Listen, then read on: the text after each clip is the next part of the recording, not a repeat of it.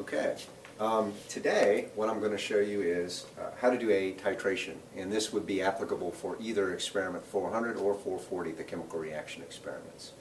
The titrations are important because we need to determine what the concentration is of the sodium hydroxide solution, which is one of the reagents that participates in the reaction. And we do this titration a little bit differently than what you might have done in, say, analytical chemistry or general chemistry class. But that's okay. This technique works very well, and you'll see that it's really quite easy to do. So the first thing I want to do is kind of get my equipment out that I need for my titration. And there we go. Alright, so what I have here is a 100 milliliter beaker that's going to be my titration beaker, and I have a magnetic stir bar that we're going to set up on a stirring hot plate. This is my rinse beaker, and I'm going to go ahead and put this underneath the burette. It's a 50 milliliter burette. And go ahead and close the stopcock here and take off the cap on the top here. What I'm going to do now is I'm going to collect some sodium hydroxide solution for the titration, and doing this for experiment 400, so I have to get this solution from the tank, the feed tank, sodium hydroxide feed tank, so I'm going to do that over here. And I like to use a beaker with a pour spout on it because it's just a lot easier to get the sample. So I'm going to put it under here, underneath this drain line, and just crack open this valve.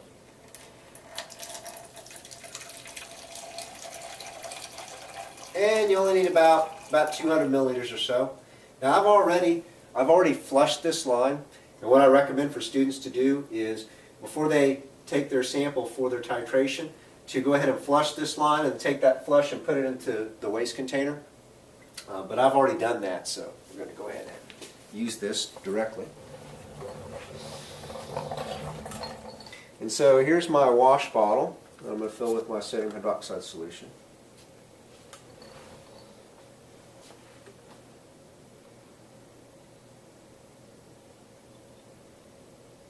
And what I'm going to do with this at first is I'm going to rinse the burette with this sodium hydroxide solution, because I want to make sure that any residual material that might be left inside the burette has been rinsed completely out. And so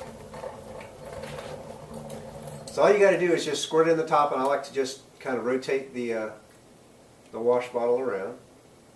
And roughly 3 rinses of about 5 milliliters each is just fine.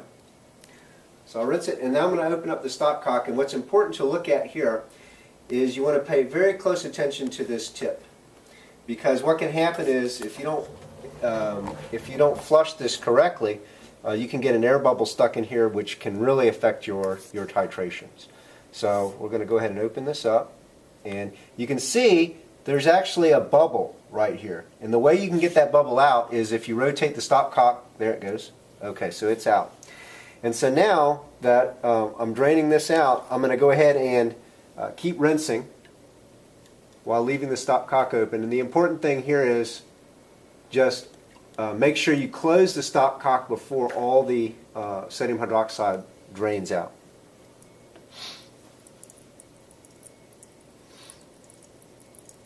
And fortunately for this, for experiment 400, you're only dealing with one sodium hydroxide solution, which is roughly 0.045 moles per liter. Whereas for experiment 440, you have 2 sodium hydroxide solutions, so you really want to make sure you rinse well in between your titrations. So I'm going to go ahead and close the stopcock now.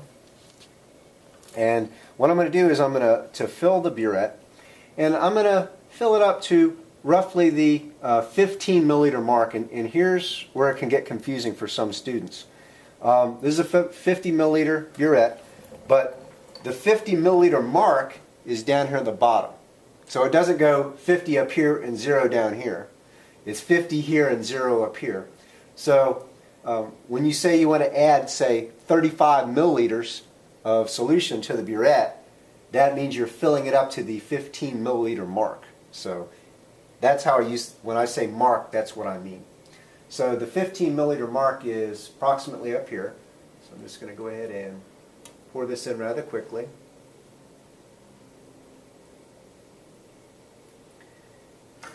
But what's important is that even though I'm going to fill this up right now, I am not going to read the initial volume of the burette yet.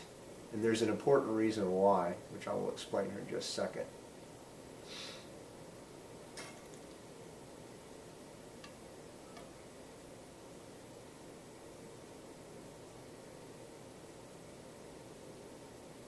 Alright, that should be just fine.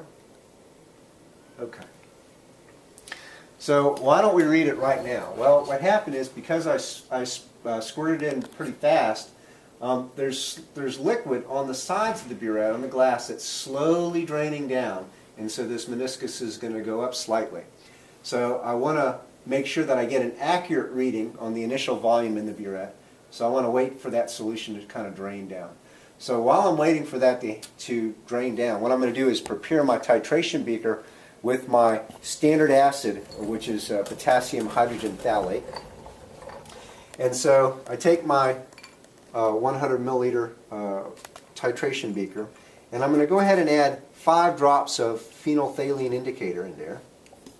And it actually says it on the bottle. It says add 5 drops for titrations. So try to make it pretty simple. Okay. And now what I'm going to do is put this beaker on mass balance. And I very rarely tell students to tier beakers like this. I usually tell them to record the initial mass and the final mass, but it does make it easier if you tier this beaker on here. So I'm going to go ahead and zero that out. And here's my KHP solution, and this is 0.045 moles of KHP per kilogram of solution. Okay, so that's important to note. It's not moles per liter. It's moles per kilogram. And we're going to fill it, we're going to use a 20 milliliter syringe. We need to add about 20 grams to it. So we're going to add about 20 mLs. The density is very close to that of water. And the reason why we're using a syringe to put this in the beaker is because if you try to pour it in, what happens is you can get some splashing on the sides of the beaker, and if it splashes up high on the side walls of the beaker, it may not participate in the neutralization reaction. So in other words, if it's kind of splashed up here. And so what that does is that it gives you an inaccurate concentration when you work up the titration numbers. So we're just going to put this syringe down here low and just kind of put it in very slowly. And I'm just waiting for this to get close to 20 grams. It doesn't have to be exactly 20 grams, but what is important is that we record exactly what the mass is on this mass balance.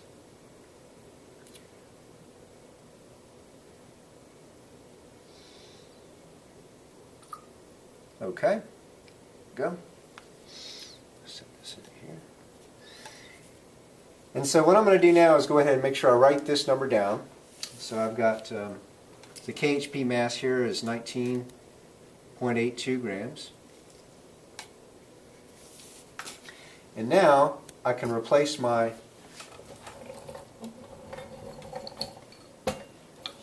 rinse beaker with my titration beaker. I'll set this over here.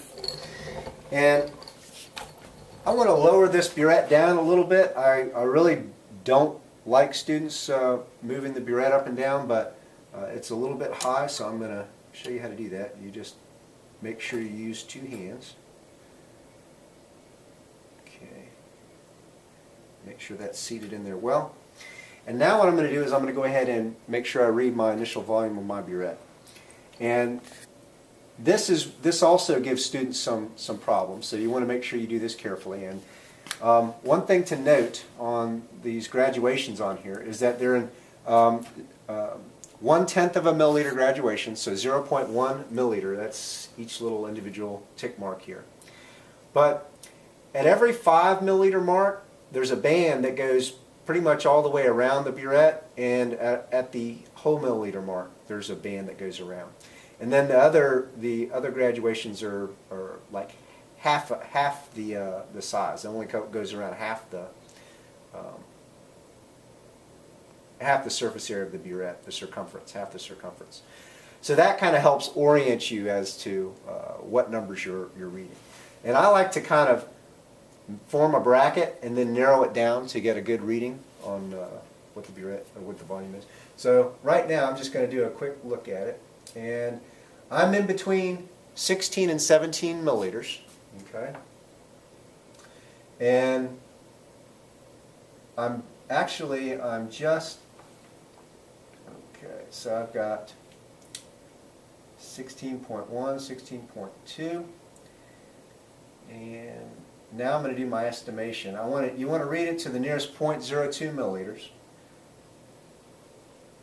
And the way I'm reading this, I'm getting 16.20.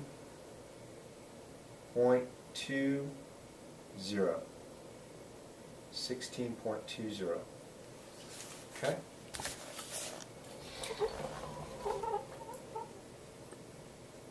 And sometimes it's a good idea to maybe read it twice, or if you have a partner, have your partner read it and make sure you can agree on what the volume is. And I'm getting 16.20. Okay, so now what I'm going to do is I'm going to start the magnetic stir here. And you want to start at a pretty low speed at first, so right around 5 is a good speed setting here. And now that I've got my initial reading on the burette, and I know that the sodium hydroxide solution is roughly 0.045 moles per liter, and actually the concentration of the KHP solution is roughly the same, and I've got about 20 grams, it should take roughly 20 milliliters to reach the equivalence point. So just a quick estimation, it should be around 36, okay, which is going to be around here. So what I'm going to do is, to start my titration, I'm going to go ahead and open up this stopcock and let it drain pretty quickly. Now what I'm looking for too is I want to make sure that I don't have any splashing on the sides. If it's splashing too much, I'll probably slow it down a little bit. As we can see, it's draining down pretty quickly. Let me get a stool here.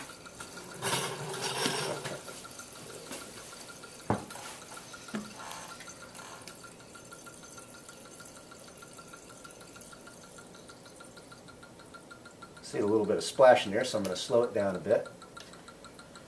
And so we're at 28.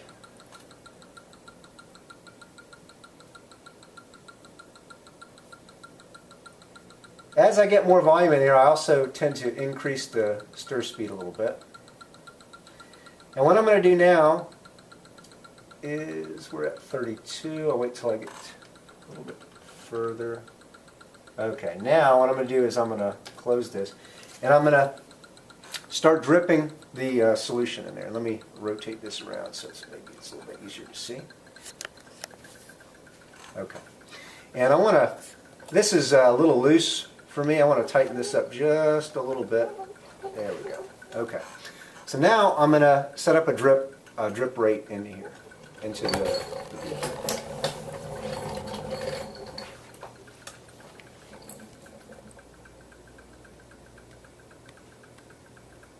Okay.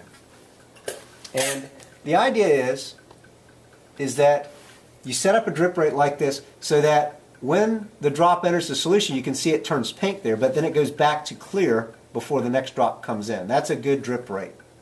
You don't want to do it too fast because then you can overshoot your equivalence point.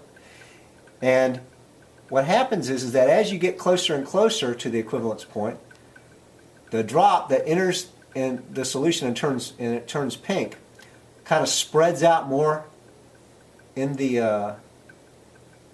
entire volume of the solution. And so now it's not, the pink is not, the pink color is not completely dissipating before the next drop comes in, so the drip rate's a little bit fast, so I'm going to slow it down. And what we're waiting for is, we're waiting for one drop to enter the beaker and for the entire solution to go from clear to a light pink color, and that color persists for at least 10 seconds.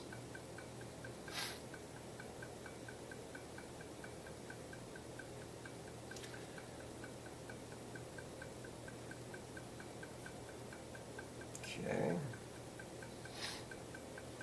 Where are we at volume-wise? Okay, so we're almost at 35 milliliters, so we're getting relatively close to the equivalence point, or what we believe to be the equivalence point.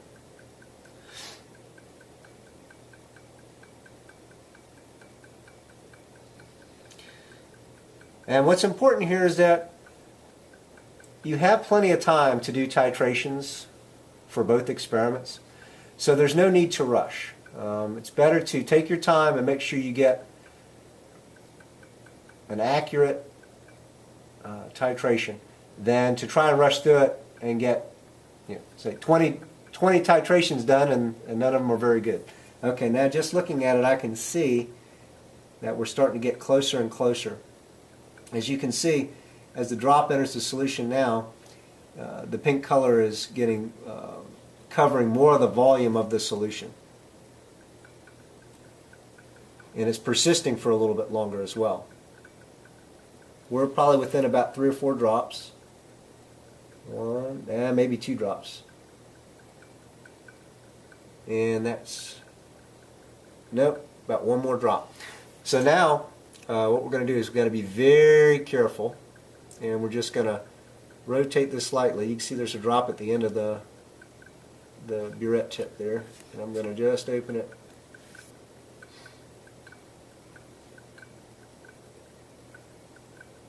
There she goes, and that's it. Now this color should persist for about 10 seconds. I'm pretty sure that it will. Just going to wait.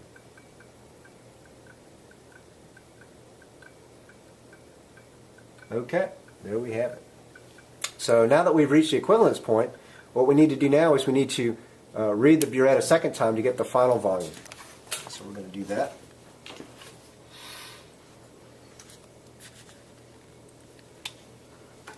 And I like to use a magnifying glass. It makes it much easier to read the burette volume if you use a magnifying glass. Okay, and so here we go. All right, it's in between 35 and 36. It's below 35.5, so 35.6, 35.7, and it looks to me to be 35.72. Check that again. Yep, 35.72.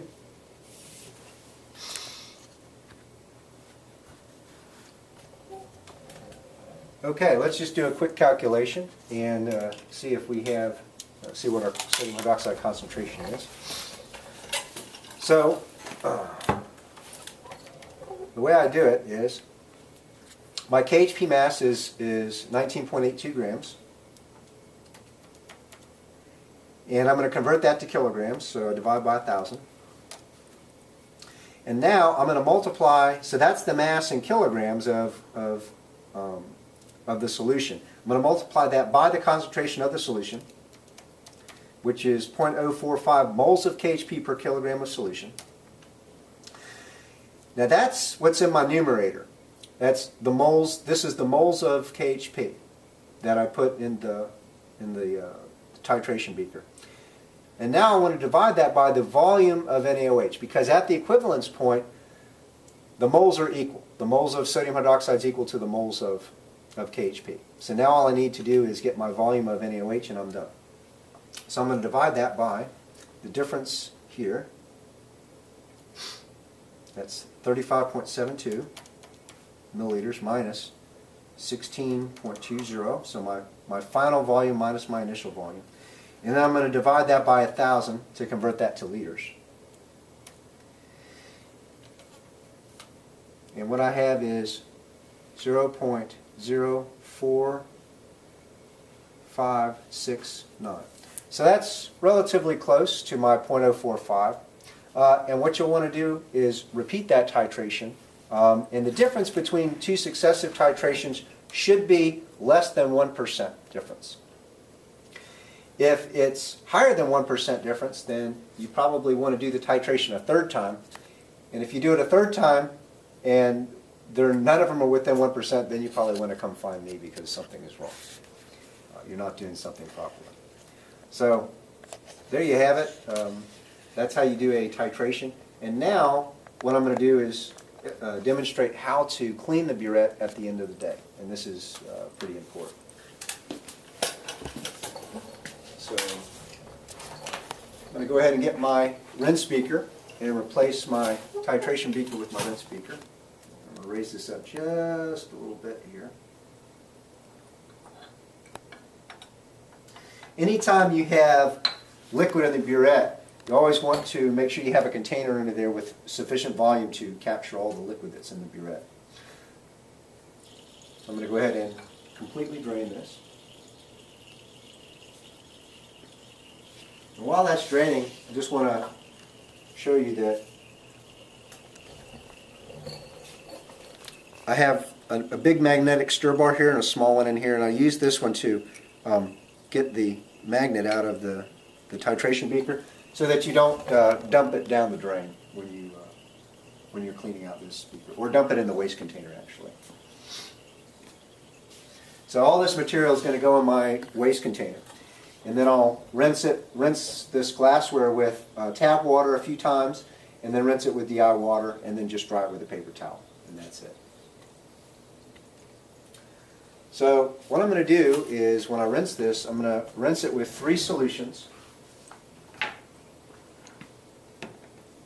going to rinse it first with 5% acetic acid, and what that's going to do is it will neutralize any sodium hydroxide that's left inside the burette. So we're going to go ahead and do that now. And roughly rinse it 3 times with about 5 milliliters per rinse is pretty fine. And you just want to kind of move the tip around so that you cover the glass on the inside of the burette.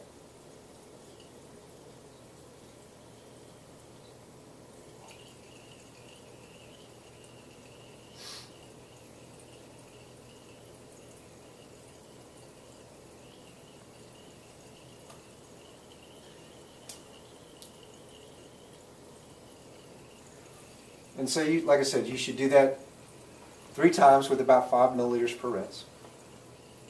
And what we want to do now is after we rinse it with acetic acid, we want to rinse it with deionized water to basically wash all the acetic acid out of there, because if we leave some in there, it's going to partially neutralize our sodium hydroxide solution, and then it's going to skew our titration results. Now, you should only do this cleaning process at the end of the day. There's no need to do it in between titrations. So let's say you do 2 titrations, right? And you're going to do 2 titrations at the beginning of the lab and then 2 at the end of the lab. What I would do is, after I finish my first one, I go ahead and do my second one, so fill it back up with sodium hydroxide. And then after I finish my second one, I would completely drain the burette of all the sodium hydroxide, and then just leave it alone. And then when I get ready to do my other titrations, I would then rinse the burette again with my fresh sodium hydroxide solution.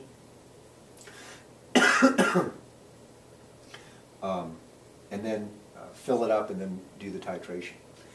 But at the end of the day, that's why we're going to do the cleaning process here, and this is what's done at the end of the day. So now I'm going to just rinse it with deionized water.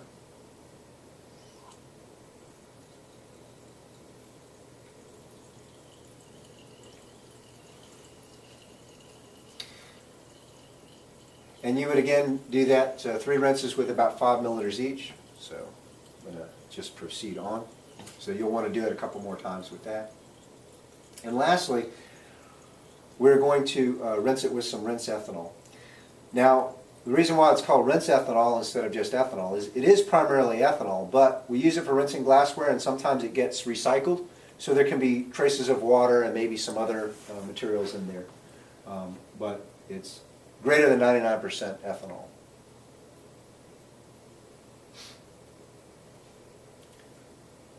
But I also want to make sure that this isn't used as an analytical reagent, like for making calibration standards for the gas chromatograph or something like that. So we definitely want to distinguish between rinsed ethanol and ethanol that's going to be used for other purposes.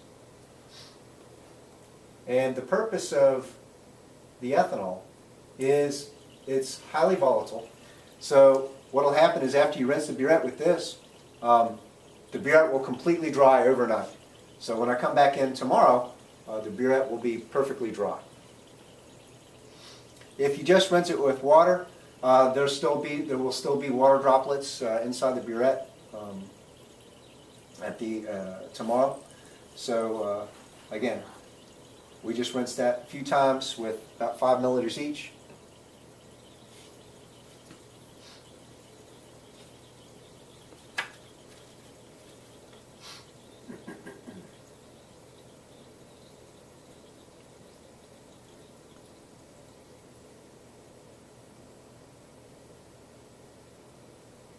Okay.